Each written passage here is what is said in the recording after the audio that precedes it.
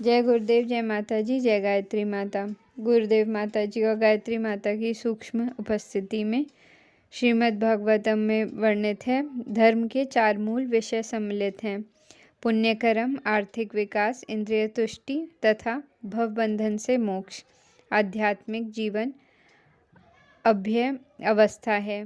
मानव जीवन का समारंभ धर्म के सूत्रपात से होता है। आहार, निद्रा, भय तथा मैथुन ये पशु जीवन के 4 नियम लक्षण हैं। ये चारों पशुओं तथा मनुष्य में समान रूप से पाए जाते हैं, किंतु मनुष्यों में एक अतिरिक्त कार्य धर्म होता है। धर्म के बिना मनुष्य जीवन पशु जीवन से ज़्यादा अच्छा नहीं है। अतः प्रत्येक मानव समाज में धर्म का कोई ना कोई रूप पाया जाता है, जिसका उद्देश्य आत्म साक्षात्कार है और जो ईश्वर के साथ मनुष्य के शाश्वत संबंध को बताने वाला है। मानव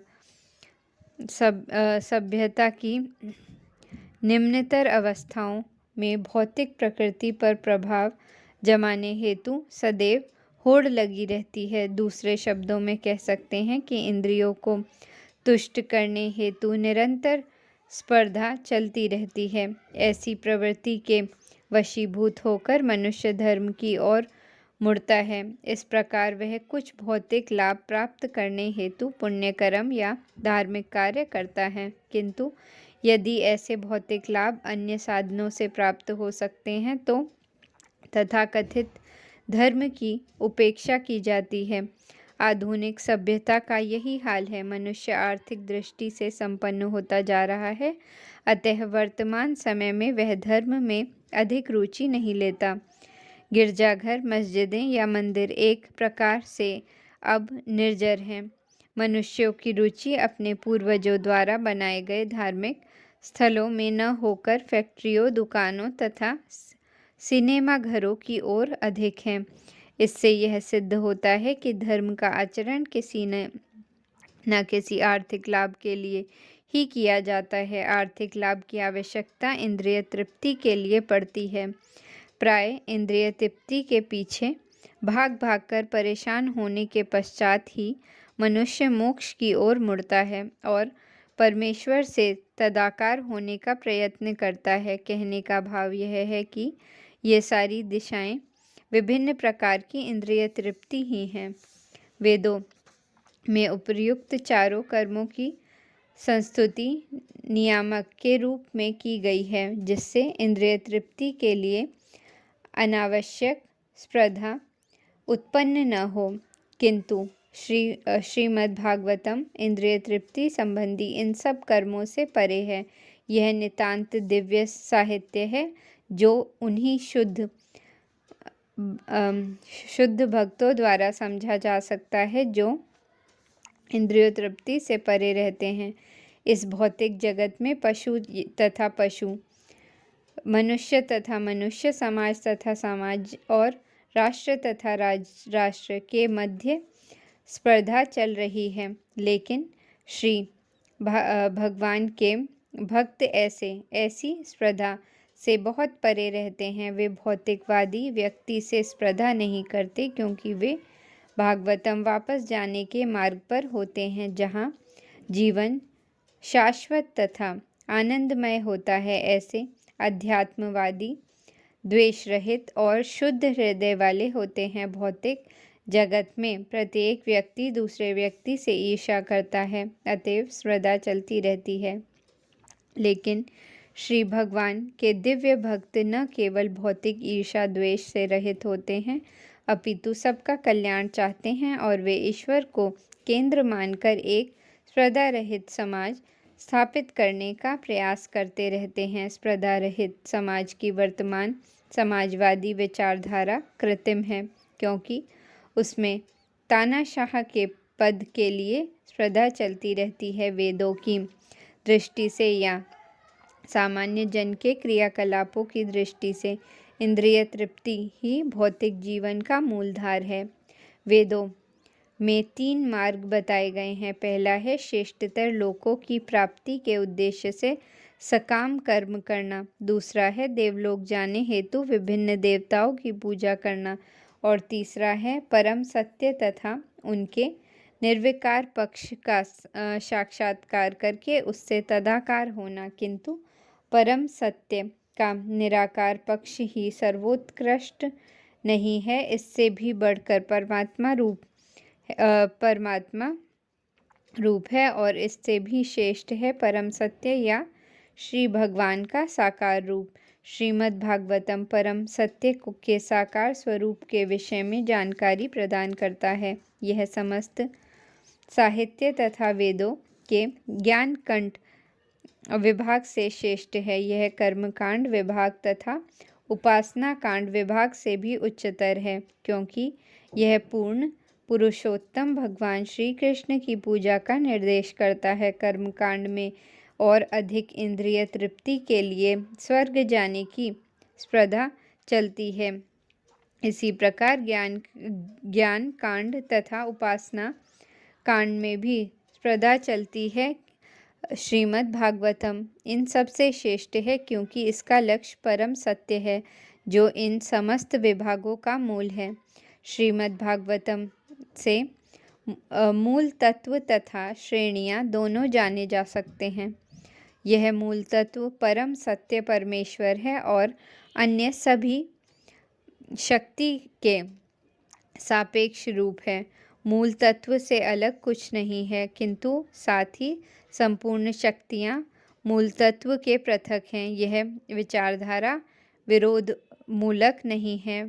श्रीमद् भागवतम वेदांत सूत्र के इस एक साथ एक और तथा विभिन्न होने के भेदाभेद दर्शन को स्पष्ट रूप से घोषित करता है, जो जन्म जन्मांतर सूत्र से प्रारंभ होता है। यह ज्ञान की भगवान की शक्ति श्री भगवान के साथ एक तथा उनके भिन्न भी है। उन मनोधर्मियों पर करारी चपत है जो इस शक्ति को परम पूर्ण के रूप में स्थापित करना चाहते हैं। जब यह ज्ञान वास्तविक रूप से समझ में आ जाता है तो अद्वैतवाद तथा द्वैतवाद की धारणाएं अपूर्ण लगने लगती हैं।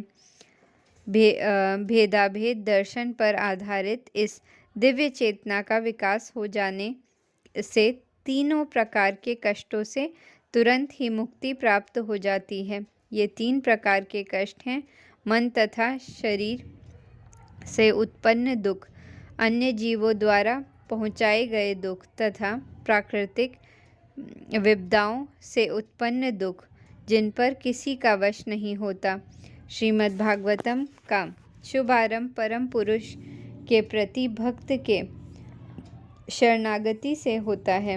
भक्त भली भांति जान रहा होता है कि वह श्री भगवान से एक होते हुए भी उसकी स्थिति उसके नित्य दास के रूप में है।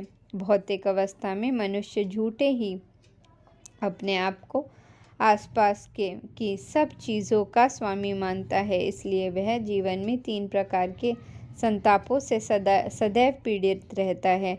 किंतु ज्यों ही उसे नित्यदास के रूप में अपनी वास्तविक स्थिति का पता चल जाता है, वह तुरंत इन सभी कष्टों से मुक्त हो जाता है। जीव जब तक भौतिक प्रकृति पर प्रभुत्व जमाने का प्रयास करता है, तब तक वह परमेश्वर का दास नहीं बन सकता। श्री भगवान की सेवा अपने आध्यात्मिक स्वरूप की विशुद्धि चेतना में की जाती है। इस सेवा में वह समस्त भौतिक अवरोधों से तुरंत मुक्ति हो जाती है। इसके अलावा श्रीमद् भागवतम शील व्यासदेव द्वारा वेदांत सूत्र पर की गई व्यक्तिगत टीका है। इसका लेखन उन्होंने अपने आध्यात्मिक जीवन की परिपक्व अवस्था में श्री नारद मुनि के अनुग्रह से किया।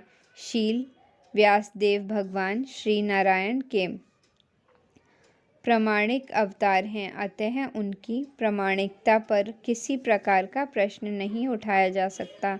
वे अन्य सभी वैदिक साहित्य के भी रचयिता हैं, तो भी वे श्रीमद् भागवतम के अध्ययन को उन सबसे बढ़कर बताते हैं। अन्य पुराणों में विभिन्न विधियां दी गई हैं जिनके द्वारा देवताओं की पूजा की जा सकती है, किंतु श्रीमद् भागवतम में केवल परमेश्वर का उल्लेख है। परमेश्वर समग्र शरीर है और अन्य सभी देवता इस शरीर के विभिन्न अंग हैं। फलस्वरूप परमेश्वर की पूजा करने पर अन्य देवताओं को पूजने की आवश्यकता नहीं रहती। परमेश्वर तुरंत ही भक्त के हृदय में स्थित हो जाते हैं।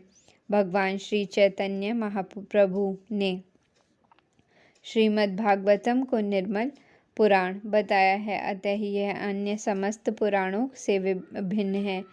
इस दिव्य संदेश को ग्रहण करने की उचित विधि यह है कि इसे विनीत भाव से चुना जाए। चुनौती देने की प्रवृत्ति से इस दिव्य संदेश को ग्रहण करने में मदद नहीं मिल सकती।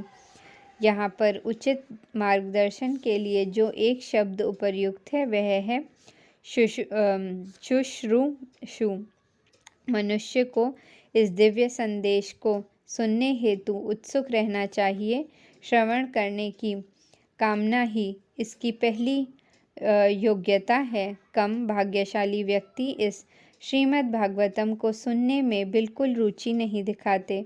इसकी विधि सरल है किंतु इसे व्यवहार में लाना कठिन है। भाग्यहीन व्यक्तियों को व्यर्थ की सामाजिक तथा राजनीतिक बातें सुनने हेतु पर्याप्त समय मिल जाता है, किंतु जब उन्हें भक्तों की सभा में श्रीमद् भागवतम सुनने हेतु आमंत्रित किया जाता है तो वे सहसा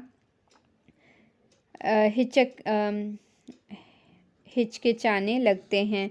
कभी कभी श्रीमद् भागवतम के पेशेवर पाठक सहसा श्री भगवान की लीलाओं की चर्चा करने लगते हैं और उनकी अश्लील साहित्य के रूप में करते हैं। उनकी व्याख्या अश्लील साहित्यों के रूप में करते हैं। श्रीमद् भागवतम को प्रारंभ से ही सुनना चाहिए। जो मनुष्य इस ग्रंथ को आत्मसात करने योग्य है उनका उल्लेख इसी श्लोक में है। कोई व्यक्ति अनेक पुण्य कर्मों के पश्चात श्रीमद् भागवतम सुनने के योग्य बन पाता है। महामुनिशील व्यासदेव बुद्धिमान एवं विचारवान व्यक्तियों को आश्वासन देते हैं कि श्रीमद् भागवतम का श्रवण करने से उन्हें श्री भगवान का साक्षात्कार हो सकता है। वेदों में वर्णित साक्षात्कार की विभिन्न अवस्थाओं को पार किए बिना ही इस संदेश को ग्रहण करने हेतु सहमत होने मात्र से मानव परमहंस पद को तुरंत प्राप्त कर सकता है। जय गुरुदेव, जय माता जी, जय गायत्री माता।